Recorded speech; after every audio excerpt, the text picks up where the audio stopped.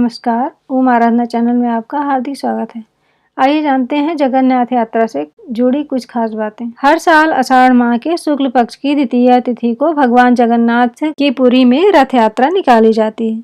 रथ यात्रा में भगवान जगन्नाथ के अलावा उनके बड़े भाई बलराम और बहन सुभद्रा का रथ भी निकाला जाता है। इस रथ यात्रा को लेकर मान्यता है कि एक दिन भगवान जगन्नाथ की बहन सुभद्रा ने उनसे द्वारका के दर्शन करने की प्रार्थना की थी। तब भगवान जगन्नाथ ने अपनी बहन की इच्छा पूर्ति के लिए उन्हें रथ में बिठाकर पूरे नगर का भ्रमण करवाया था और इसके बाद से इस रथ यात्रा की शुरुआत हुई थी। जगन्नाथ जी की रथ यात्रा के बारे में स्कंद पुराण, नारद पुराण, पद्म पुराण और ब्रह्म पुराण में भी बताया गया है, इसलिए हिंदू धर्म में विशेष महत्व बताया गया है। धार्मिक मान्यताओं के अनुसार जो भी व्यक्ति इस रथ यात्रा में शामिल होकर इस रथ को खींचता है उसे 100 यज्ञ करने के बराबर पुण्य प्राप्त होता है। इस बार भगवान जगन्नाथ की रथ यात्रा का उत्सव 12 जुलाई सोमवार से शुरू हो रहा है। इस यात्रा से जुड़ी कई रोचक बातें हैं।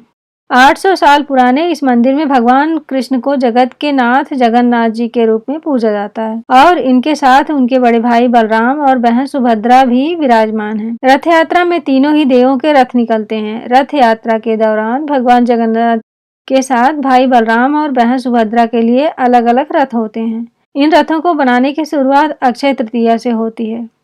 रथ यात्रा में सबसे आगे बलराम और बीच में बहन सुभद्रा का रथ रहता है। सबसे पीछे भगवान जगन्नाथ का रथ होता है। सभी के रथ अलग अलग रंग और ऊंचाई के होते हैं। भगवान बलराम जी के रथ को ताल ध्वज कहा जाता है और इसकी पहचान लाल रंग और हरे रंग से होती है। वहीं सुभद्रा के रथ का नाम दर्प दलन अथवा पद्म रथ है। उनके रथ का रंग काला या नीले रंग का होता है, जिसमें लाल रंग भी होता है। भगवान जगन्नाथ के रथ को नंदी घोष अथवा गरुड़ ध्वज कहा जाता है। इनका रथ लाल और पीले रंग का होता है। रथ हमेशा नीम की लकड़ी से बनाया जाता है क्योंकि ये औषधि लकड़ी होने के साथ पवित्र भी मानी जाती है। हर साल बनने वाले ये रथ एक समान ऊंचाई के ही बनाए जाते हैं। इसमें भगवान जगन्नाथ का रथ 45.6 फीट ऊंचा, बलराम का रथ 45 फीट और देवी सुभद्रा का रथ 44.6 फीट ऊंचा होता है। भगवान के रथ में एक भी कील या कांटे आदि का प्रयोग नहीं होता है। यहाँ तक कि कोई धातु भी रथ में नहीं लगाई जाती है। रथ की लकड़ी का चयन बसंत पंचमी के दिन और रथ बनाने की शुरुआत अक्षय तृतीया के दिन होती है। तीनों रथ के तैयार होने के बाद इसकी पूजा के लिए पुरी के गजपति राजा की पालकी आती है। इस पूजा अनुष्ठान को छर पहनरा नाम से जाना जाता है। इन तीर्थों की वह विधिवत पूजा करते हैं और सोने की झाड़ू से रथ मंडप और यात्रा वाले रास्ते को साफ किया जाता है। आषाढ़ माह की शुक्ल पक्ष की द्वितीया तिथि को रथ यात्रा ढोल नगाड़ों और शंख ध्वनि के साथ रथ को लोग खींचते हैं।